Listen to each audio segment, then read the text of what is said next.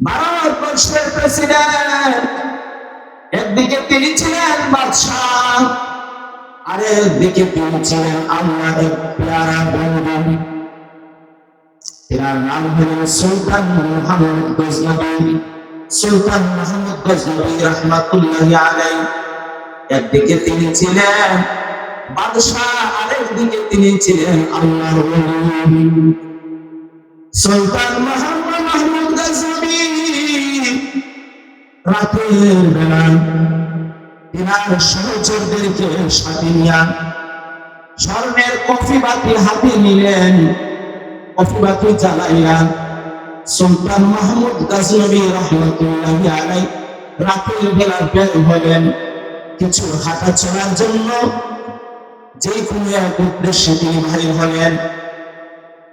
সুলতান মাহমুদ গজনবী রাহমাতুল্লাহি আলাইহি যখন বের হলেন, পথিমধ্যে দেখলেন একটা তলাবুল ইলম, ছোট একটা বাচ্চা, এক প্রাসাদের পাশে একটা বাতি। এই বাতির পরে আলোতে সে বসে বসে ইলমের দিকে অর্জন করছেন, কিতাব পড়ছেন।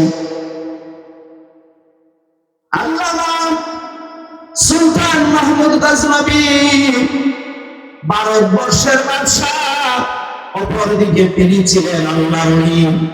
এর দৃষ্টিগোচর হলো যে একটা তলাবুল ইলম প্রাসাদের পাশে লাইটের আলোতে, বাতির আলোতে সে ইলম অর্জন করছেন। তলাবুল ইলমের পাশে গেলেন, অতঃপর তাকে জিজ্ঞেস করলেন, বাবাজি তোমার কি বাড়ি ঘর নাই? এত রাত হয়েছে, তুমি এই কনকনে শীতে এই প্রাসাদের পাশে আলো, বাতির আলোতে বসে বসে তুমি কিতাব পড়ছো, পড়াশোনা করছো, ইলমে দ্বীন অর্জন করছো। এই তলাবুল ইলম ছোট্ট বাচ্চাটা চোখের পানি ছেড়ে দিলেন। কে গো আপনি কে? বলে আমি হলাম সুলতান মাহমুদ গজনবী। বাদশাহ মহোদয়, আমার কাছে কোনো টাকা পয়সা নাই, আমার বাবা অত্যন্ত গরিব অসহায়, তাই আমি আমার ঘরে ল্যান্টন ল্যাম্প বাতি নাই, আগুন জ্বালানোর মতো কোনো তেল আমাদের ঘরে নাই। আমি প্রতিদিন রাত হলে এই প্রাসাদের পাশে, এই বাতির পাশে আইসা বইসা আমি ইলমে দ্বীন অর্জনের জন্য কিতাব পড়তে থাকি। এই কথা শোনার পরে সুলতান মাহমুদ গজনবী রাহমাতুল্লাহি আলাইহি তার স্বর্ণের কফি বাতি ওই তলাবুল ইলমকে উপহার দিলেন, দান করে দিলেন। সুবহানাল্লাহ। এই রাতে সুলতান মাহমুদ গজনবী যখন তিনি ঘুমের ঘরে গেলেন, ঘুমের ঘরে যাওয়ার পরে আমার রাহমাতুল লিল আলামিন তার স্বপ্নে হাজির হয়ে গেছে। আমার নবী রাতে বলেন, সুলতান মাহমুদ গজনবী, তুমি আমার তলাবুল ইলমকে স্বর্ণের কফি দিয়েছ, আমি মদিনাওয়ালা এমন খুশি হইলাম, আমি তোমার স্বপ্নের ঘরে হাজির হয়ে গেলাম। সুলতান মাহমুদ গজনবী তলাবুল ইলমকে স্বর্ণের কফি দেওয়ার কারণে আমার দিদারে মুস্তাফা তোমাকে দেখা দিলাম। যে মদিনা যাইবে নবীর দিদার পাইবে, শাফাত করবেন শাহে মদিনা। যে মদিনা যাইবে নবীর দিদার পাইবে, শাফাত করবেন শাহে মদিনা। ও ভাই শোনো না হাদিসে পাকের বর্ণনা, আমার নবীর দিদার যদি স্বপ্নে নসিব হয়ে যায়, তাইলে কি সে কত বড় ভাগ্যবান। নবীর দিদার যদি নসিব হয়ে যায়, তার চাইতে ভাগ্যবান আকাশের নিচে জমিনের উপরে আর কেউ হইতে পারে না, ঠিক কিনা? সুলতান মাহমুদ গজনবী রাহমাতুল্লাহি আলাইহি যদি তালাবুল ইলমকে স্বর্ণের কফি দেওয়ার কারণে সে যদি আমার নবীর দিদারে মুস্তাফা নসিব হয়, আজ আমরা নবীর জামিয়া মুহাম্মদিয়া মাদ্রাসার ছাত্র শিক্ষকদেরকে যদি আমরা সহযোগিতা করি, ওই নবী আমার আপনার ঘুমের ঘরে স্বপ্নে দেখা দিতে পারে কি পারে না? তাইলে আমরা ওই নবীর দিদার চাই কি চাই না? যদি বলেন চাই কি চাই না? যারা নবীর দিদার চান হাত তুলে দেখাবেন। নারায়ে তাকবীর, নারায়ে তাকবীর। আল কোরআনের আলো। আমরা নবীর দিদার চাই কি চাই না? আমরা নবীর দিদার চাই।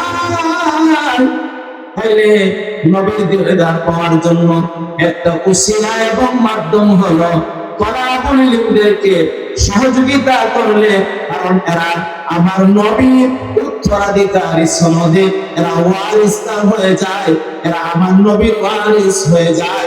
এদের সাথে সম্পর্ক হলে আমার নবীর সাথে সম্পর্ক হয়ে যায়। বাবাজিরা, যে আয়াত আপনাদের সামনে আমি পাঠ করেছি, উলাইকা কাতাবা ফি কুলুবিহিমুল ঈমানা ওয়া আইয়াদাহুম বিরূহিন মিন। আমার আল্লাহ বলেন, যারা আমার দ্বীনের জন্য, যারা ইলমে দ্বীনের জন্য, যারা মসজিদ মাদ্রাসার জন্য, কোরআন সুন্নাহর জন্য যারা জীবন বিলীন করবে, আমি আল্লাহ তাআলা তাদেরকে দুনিয়াতে দুইটা উপকার করব। দুইটা উপকার করবেন। উলাইকা কাতাবা ফি কুলুবিহিমুল ঈমান। আল্লাহ বলেন, আমি আল্লাহ রাব্বুল আলামিন নিজের কুদরতি হাতে তাদের কলব সমূহের মধ্যে ঈমানের সিংহর মেরে দিব। তার ঈমান আর কেউ নাড়াইতে পারবে না। সুবহানাল্লাহ। যারা জানে মানে আমার জন্য ব্যয় করবে, যারা জানে মানে আমার জন্য কুরবান হয়ে যাবে, যারা জানে মানে দ্বীন ইসলামকে সমুন্নত করার জন্য চেষ্টা করবে, আমি আল্লাহ রাব্বুল আলামিন তাদের অন্তরসমূহের মধ্যে ঈমানের সিংহর মেরে দিব। তার ঈমান আর কেউ নাড়াইতে পারবে না। সুবহানাল্লাহ। একজন মানুষের সবচেয়ে মূল্যবান দৌলত হলো ঈমান। ঈমান যদি না থাকে, আপনার এই জিন্দেগির কোনো দাম নাই।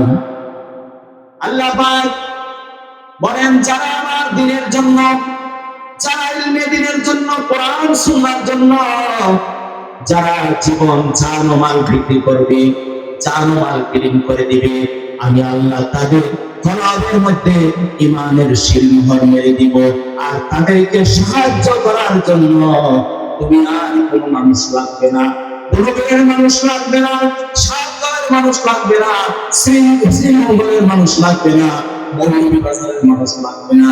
আমি আল্লাহ আমার জিবরাইল আমিনকে দিয়া 24 ঘন্টা তাকে সাহায্য করে দিব। উলাইকা কাতাবা ফি কুলুবিহিমুল ঈমানা ওয়া আইয়াদাহুম বিরূহিন মিন। রূহুল মিন, রূহুল আমিন, শাদীদুল কুওয়া, মালাকুর রাসূল জিবরাইল আমিন, যাকে আমার আল্লাহ পাক 600 দলের পাখা দান করেছেন। এক একটা পাখা আসমান থেকে জমিন পর্যন্ত 5,500 বছরের রাস্তা। এত বড় বড় পাখা আল্লাহ পাক 600 পাখা দান করেছেন। হযরতে জিবরাইল আমিন ওই সমস্ত মুমিনদেরকে আমার আল্লাহ জিবরাইল আমিনকে খাদেম বানায় দিবেন। জিবরাইল আমিন তাকে সাহায্য করবে।